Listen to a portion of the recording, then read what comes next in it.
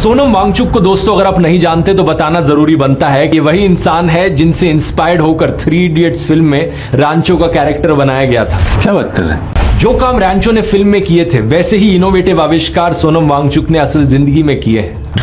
2021 में इन्होंने Indian army के लिए ये environment friendly solar heated tents बनवाए थे। इसकी मदद से हमारे जवानों को लद्दाख की कड़कती हुई ठंड में भी एक रहने की कंफर्टेबल जगह मिल पाई। क्या बात है सर। इसके अलावा सोनम वांगचुक ने लद्दाख में कई सारी कार्बन न्यूट्रल सोलर बिल्डिंग्स को भी डिजाइन किया है और आइस स्तूपास का कॉन्सेप्ट भी यही लेकर आए थे। बात तो सही है। लद्दाख में वाटर शॉर्टेज से डील करने के लिए इन्होंने एक कॉन्सेप्ट इंट्रोड्यूस किया इन आर्टिफिशियल ग्लेशियर्स का। यही कारण है कि इन्हें थ्रू आउट द इयर्स ढेर सारे अवार्ड से सम्मानित किया गया। ये तो अभी ट्रेलर है। चाहे वो रामोन मार्क्सेस अवार्ड हो, ग्रीन टीचर का अवार्ड हो या फिर यूनेस्को की तरफ से अवार्ड ही क्यों ना हो। तो आज जब यही सोनम वांगचुक एक इंडेफिनिट फास्ट पर बैठे हैं, कुछ तो बहुत सीरियस प्रॉब्लम होगी। सही पकड़े हैं। सोनम वांगचुक की सेहत को लेकर चिंता लगातार बढ़ती जा रही है। उनकी अनिश्चितकालीन भूख हड़ताल अब 15वें दिन में पहुंच चुकी है और आंदोलन से जुड़े लोगों का दावा है क्या कि इस दौरान उनका करीब 7.8 किलोग्राम वजन कम हो चुका है। अब ऐसे में अगर कोई समझदार पढ़ा लिखा पॉलिटिशियन प्रधानमंत्री के पद पर बैठा होता तो शर्मिंदगी महसूस करता और खुद चला जाता प्रोटेस्टर से मिलने, उनकी बातें समझने। ये बड़ी अच्छी बात कही आप। लेकिन मोदी सरकार ने इसका उल्टा ही किया। ये लोग इतने डरे हुए हैं कि इन्हें हर प्रोटेस्ट में नेपाल का जेनजी प्रोटेस्ट ही दिखाई दे रहा है। लेकिन फिर भी वही गलतियां कर रहे हैं जो नेपाल की सरकार ने करी थी। प्रोटेस्टर्स को सुनने की जगह उन्हें क्रश करने की कोशिश करना। नमस्कार दोस्तों, 26 सितंबर 2025 दोपहर के करीब 12:30 बजे दर्जनों की संख्या में पुलिस ऑफिसर सोनम वांगचुक के घर में घुस जाते हैं। बिना किसी कोर्ट ऑर्डर के उनके घर की तलाशी ली जाती है और उनके फोन्स और इलेक्ट्रॉनिक डिवाइसेस को छीन लिया जाता है। ये भगवान क्या जुल्म है। इसके बाद उन्हें अरेस्ट करके सीधा एयरपोर्ट ले जाया जाता है।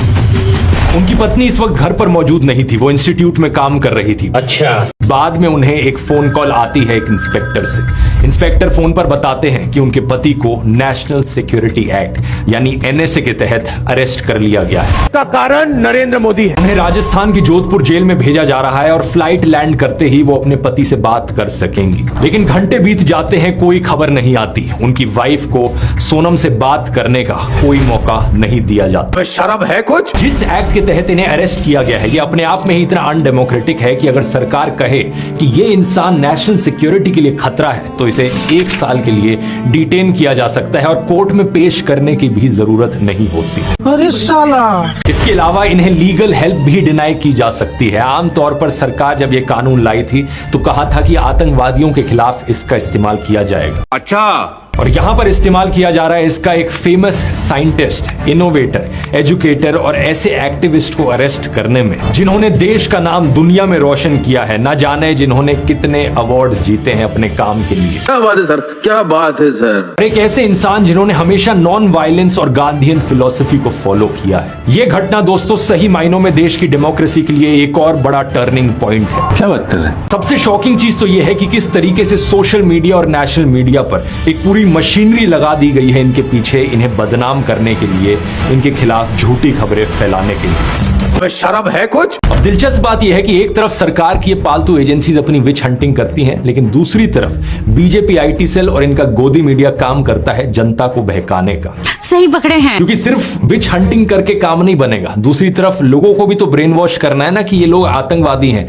एंटी नेशनल है, इसलिए जो हम विच हंटिंग कर रहे हैं वो जस्टिफाइड है। अच्छा। इसी रीजन से इनका गोदी मीडिया और बीजेपी आईटी से लग जाता है कैरेक्टर असैसिनेशन के काम में। इसके लिए इनके कुछ लोग फर्जी खबरें फैलाने पर फोकस करते हैं तो क्या बात कर रहे हैं? कुछ लोग edited out of context clips फैलाने पर फोकस करते हैं तो दूसरी तरफ कुछ लोग सीधे तौर पर इन्हें एंटी नेशनल, चाइनीज एजेंट या आतंकवादी ही घोषित कर देते हैं। ये भगवान क्या जुल्म है। हर एक बीजेपी एफिलिएटेड ट्विटर अकाउंट या इंस्टाग्राम पेज पर आपने ऐसे ट्वीट्स देखे होंगे पिछले कुछ दिनों में जो सोनम वांगचुक को इन सारे कारणों की वजह से देशद्रोही कह रहे हैं। शर्म है कुछ। एक एक करके इस सब की एनालिसिस करते हैं। सबसे पहले मेरे ट्वीट के नीचे ही देखिए इन्होंने क्या चीज सबसे ज्यादा स्पैम करी है।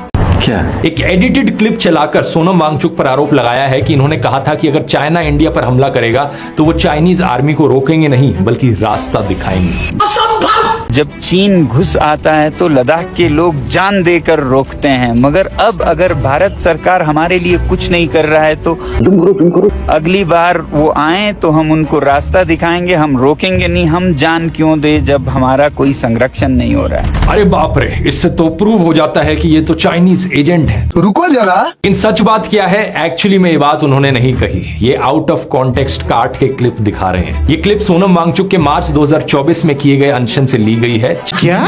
चीन को रास्ता दिखाने की बात सोनम वांगचुक ने नहीं कही, बल्कि लद्दाख के कॉमेडियन ने बीजेपी पर सैटायर करते हुए कही थी, और इसके लिए पुलिस ने कॉमेडियन से पूछताछ भी करी थी। मगर क्यों? यहाँ के एक फेमस कॉमेडियन हैं जिन्होंने कहा कि जब चीन घुस आता है तो लद्दाख के लोग जान देकर रोकते हैं। बात तो सही है, मगर अब अगर भारत सरकार हमारे लिए कुछ नहीं कर रहा है तो अगली बार वो आए तो हम उनको रास्ता दिखाएंगे, हम रोकेंगे नहीं, हम जान क्यों दे जब हमारा कोई संरक्षण नहीं हो रहा है। और उसके बाद उन पर पुलिस की पूछताछ होने लगी, ये कैसे कहा है? एक्चुअली में अगर आप पूरे वीडियो को देखोगे तो सोनम वांगचुक एक देशभक्त की तरह है, वीडियो में सरकार को आगाह कर रहे हैं कि सरकार के उनकी ना सुनने के कारण लोगों में एलिनेशन बढ़ रहा है, जो भारत के लिए अच्छी बात नहीं है। 2013 में कोर्ट ने सोनम वांगचुक को सभी आरोपों से बरी भी कर दिया था। ये बात आपको नहीं बताई गई इनके द्वारा। सही पकड़े हैं। ऊपर से कॉमन सेंस वाली बात यह भी है कि अगर ये आरोप सही थे तो बीजेपी की सरकार ने 11 साल क्यों इंतजार किया सोनम वांगचुक पर एक्शन लेने से पहले? बात तो सही है। अभी प्रोटेस्ट के बाद ही उन्हें ये सारी चीजें याद क्यों आती हैं? तीसरा देखिए, कई सारे बड़े BJP influenced handles Sonam Wangchuk की बांग्लादेश के लीडर मोहम्मद यूनुस के साथ एक तस्वीर भी शेयर कर रहे हैं। मगर क्यों? ऐसे दिखा रहे हैं कि जैसे देखो बांग्लादेश में रेवोल्यूशन हुई, सोनम वांगचुक उनके लीडर के साथ, यहाँ पक्का कुछ ना कुछ कनेक्शन है, फॉरेन फंडिंग है। अच्छा, इन सच बात यह है, ये तस्वीर 5 साल पुरानी है, 2020 की है, जिसे खुद सोनम वांगचुक ने शेयर किया था। उस वक्त मोहम्मद यूनुस सिर्फ एक नोबेल लॉरिएट थे और उनका कोई भी पॉलिटिकल रोल नहीं था। अरे साला।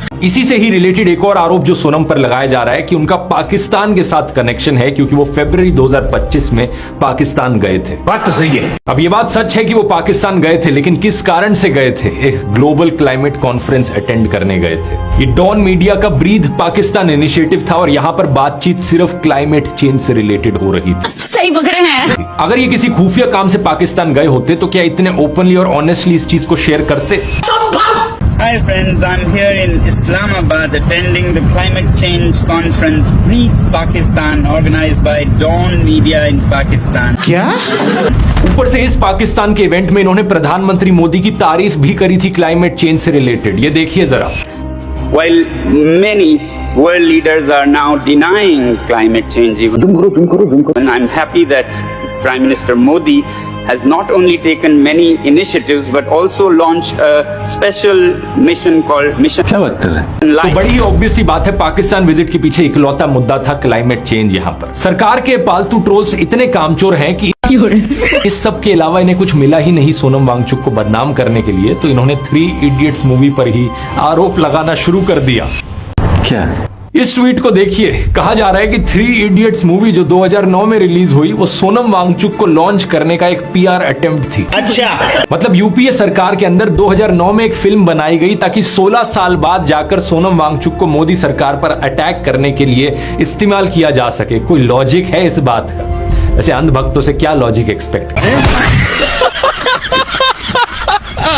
इन लोगों ने खुद तो देश को आगे बढ़ाने के लिए कुछ किया नहीं है और सोनम वांगचुक जैसे आदमी पर ये सवाल उठा रहे हैं। सोनम वांगचुक को दुनिया भर में कितने अवार्ड्स मिले हैं, इन अवार्ड्स की लिस्ट आप विकिपीडिया पर देखोगे, गिनते गिनते थक जाओगे। सही पकड़े हैं। आमिर खान की फिल्म 3 इडियट्स में आमिर का कैरेक्टर सोनम वांगचुक से ही इंस्पायर्ड था। फिल्म के एंड में जो स्कूल दिखाया जाता है, ठीक वैसा ही एक स्कूल सोनम वांगचुक का भी है। क्या बात कर रहे हैं? 1988 में जब वांगचुक ने देखा कि बाकी रीजन्स के हिसाब से डिजाइन सिलेबस के कारण लद्दाख के बच्चे स्ट्रगल कर रहे हैं, अच्छा, और ज्यादातर फेल हो जाते हैं, तो उन्होंने students education and cultural movement of Ladakh SECMOL establish किया। सही पकड़े हैं। इस इंस्टीट्यूशन ने लद्दाख की एजुकेशन को रेवोल्यूशनाइज कर दिया है। कहा जाता है कि इसमें केवल फेल्ड बच्चों को एडमिशन दिया जाता है और यहाँ केवल किताबें रटाने की जगह क्या? बच्चों के ओवरऑल डेवलपमेंट पर ध्यान दिया जाता है। इन्हें तरह तरह की प्रैक्टिकल स्किल्स सिखाई जाती हैं, क्रिटिकली सोचना सिखाया जाता है। क्या बात है सर। सबसे शॉकिंग बात यह है कि मारे जाने वाले लोगों में से एक कारगिल वॉर के वेटरन भी थे। सेवांग थारचिन, इन्होंने कारगिल की वॉर में 3 महीने तक फ्रंट लाइन पर लड़ाई लड़ी थी। सही पकड़े हैं। पाकिस्तानी इन्हें नहीं मार पाए, इन्हें मारा तो आखिर हमारे देश की खुद की फोर्सेज ने, मोदी सरकार द्वारा कंट्रोल की गई पुलिस ने। शर्म है कुछ। इनके पिता बताते हैं कि हमारे खून में है इंडियन आर्मी को ज्वाइन करना। ये खुद भी कारगिल वॉर के वेटरन रहे हैं और थारचिन के बच्चे भी एक आर्मी स्कूल में पढ़ते हैं, बड़े होकर आर्मी ज्वाइन करना चाहते हैं। रुको जरा। अब अपने बेटे को खोने के बाद इनके पिता सवाल करते हैं, क्या इस तरीके से हमारी सरकार हमारे पेट्रियट्स को ट्रीट करती है? बात तो सही है। इस बीच सोनम वांगचुक, जो गांधीयन तरीके से प्रोटेस्ट करते आए थे अभी तक, गांधी जी के स्टाइल में ही अपनी हंगर स्ट्राइक को खत्म करने का ऐलान करते हैं इस वायलेंस की घटना को देखकर। क्या? ठीक वैसे ही जैसे सन 1922 में महात्मा गांधी ने चौरी चौरा के इंसिडेंट के बाद नॉन कोऑपरेशन मूवमेंट को कॉल ऑफ कर दिया था। क्या बात कर रहे हैं? सोनम वांगचुक साफ शब्दों में वायलेंस को कंडेम करते हैं और साथ में ये भी कहते हैं कि मोदी सरकार ने युवाओं को नौकरी ना देकर और 5 बार उनके पीसफुल प्रोटेस्ट को नजरअंदाज करके ये सिचुएशन क्रिएट करी है। ये बड़ी अच्छी बात कही है। जब वो शांति को अनसुनी कर दें, 1 बार अनशन, 2 बार अनशन, 5 बार तक अनशन करे कोई, ले से दिल्ली तक पैदल चले आए शांति से, क्या? और उसका भी कोई अनसुना कर दे, तो फिर इस तरह के हालात आते हैं। अब ऐसे में अगर कोई समझदार पढ़ा लिखा पॉलिटिशियन प्रधानमंत्री के पद पर बैठा होता तो शर्मिंदगी महसूस करता और खुद चला जाता प्रोटेस्टर्स से मिलने, उनकी बातें समझने। लेकिन मोदी सरकार ने इसका उल्टा ही किया। प्रोटेस्टर्स की परेशानियां, उनके गुस्से, उनके फ्रस्ट्रेशन को समझने की जगह उन्हें ही बदनाम करना शुरू कर दिया। ये भगवान क्या जुल्म है। सरकार में बैठे मिनिस्टर्स और इनके आईटी सेल वाले कहने लगे कि ये तो किसी फॉरेन कंट्री की साजिश है। इन प्रोटेस्टर्स को देशद्रोही घोषित कर दिया। शर्म है कुछ। संबित पात्रा ने तो कहा कि ये जेन जी रेवोल्यूशन की आड़ में कांग्रेस का प्रोटेस्ट था। जेन जी के नाम से कुछ प्रोटेस्ट दिखाने की कोशिश हुई, बोल बोल। जेन जी ने किया है, मगर जब तफ्तीश हुई, when it was investigated, तो मालूम पड़ा कि जेन जी का नहीं, ये कांग्रेस का ही प्रोटेस्ट था। कब हो गया ये? असल में दोस्तों, जब से नेपाल में जेन जी प्रोटेस्ट हुए हैं, तब से बीजेपी सरकार के मन में जेन जी का भूत घुस गया है। इन्हें हमेशा डर लगा रहता है कि कहीं नेपाल में जो हुआ वो इंडिया में ना हो जाए, नहीं तो हमारी सरकार का क्या होगा। ये तो धोती खोल रहा है। ये लोग इतने डरे हुए हैं कि इन्हें हर प्रोटेस्ट में नेपाल का जेन जी प्रोटेस्ट ही दिखाई दे रहा है, लेकिन फिर भी वही गलतियां कर रहे हैं जो नेपाल की सरकार ने करी थी। प्रोटेस्टर्स को सुनने की जगह उन्हें क्रश करने की कोशिश कर। सही पकड़े हैं। होम मिनिस्ट्री ने वायलेंस की पूरी जिम्मेदारी सोनम वांगचुक पर डालते हुए कहा कि उन्होंने भड़काऊ भाषण दिए थे और उन्हीं की वजह से भीड़ उकसी थी, जबकि इस चीज का एक भी सबूत नहीं है। जितने भी वीडियोस आपको सोनम वांगचुक के दिखेंगे, हमेशा वो नॉन वायलेंस और पीसफुल रहने की बात करते हैं। बात तो सही है। जबकि दूसरी तरफ कपिल मिश्रा, इनके अनुराग ठाकुर, बीजेपी के कितने ऐसे मिनिस्टर्स हैं जिनके भड़काऊ भाषणों को कैमरे पर कैप्चर किया गया है सीधे तौर पर। क्या? अमित शाह को वो बातें भड़काऊ नहीं लगती जहां पर एक्चुअली में वायलेंस भड़काया जा रहा है, लेकिन अगर कोई गांधीयन स्टाइल में नॉन वायलेंट प्रोटेस्ट की बात कर दे तो इन्हें ये बातें भड़काऊ लग जाती है। शर्म है कुछ। नाथुराम गोडसे को पूजने वालों से वैसे क्या ही एक्सपेक्ट किया जा सकता है। इन्हें हर गांधी वायलेंट और देशद्रोही दिखेगा और हर गोडसे में इन्हें अपना भगवान दिखेगा। लेकिन मैं आपको दिखाना चाहूंगा दोस्तों, यहाँ पर कितने शातिर तरीकों से सोनम वांगचुक को फंसाने की कोशिश की गई। क्या बात कर रहे हैं? सरकार ने सोनम वांगचुक पर किया इन्हें इनकम टैक्स नोटिस भेजकर। अब बात यह है दोस्तों कि इनकम टैक्स एक्ट के सेक्शन 1026 के तहत लद्दाख की शेड्यूल्ड ट्राइब्स को इनकम टैक्स नहीं भरना होता। सही पकड़े हैं। इस छूट के बावजूद देश के प्रति अपनी जिम्मेदारी फील करते हुए सोनम वांगचुक इनकम टैक्स भरते हैं और फिर भी उन्हें यह नोटिस आ रखा है। क्या बात कर रहे हैं? तीसरा हमला सरकार इन पर करती है सीबीआई छोड़कर, वही चीज जो ऑपोजिशन लीडर्स के खिलाफ भी करी जाती है। कुछ भी उटपटांग बहाना दे दो और कह दो कि भाई सीबीआई इन्वेस्टिगेट कर रही है। इससे बहुत ही सीरियस मैटर है और क्योंकि सीबीआई का नाम आ जाता है तो लोगों को लगता है भाई कुछ तो सीरियस मैटर होगा। इस केस में कहा गया कि सीबीआई इन पर प्रोब कर रही है फॉरेन फंडिंग को लेकर और इनकी पाकिस्तान विजिट को लेकर। कुछ भी कि आगे मैं बात करता हूं कितनी ही रिडिकुलस चीज है ये। लेकिन इससे पहले एक इंटरेस्टिंग चीज बताना चाहूंगा कि करीब 1 साल पहले सोनम वांगचुक को एक एनोनिमस लेटर मिला था, मगर क्यों, जिसमें एग्जैक्टली यही चीजें लिखी गई थी कि अगर सरकार की नहीं सुनी, अपने प्रोटेस्ट बंद नहीं किए तो इस तरीके से उन पर ये आरोप लगाए जाएंगे। क्या?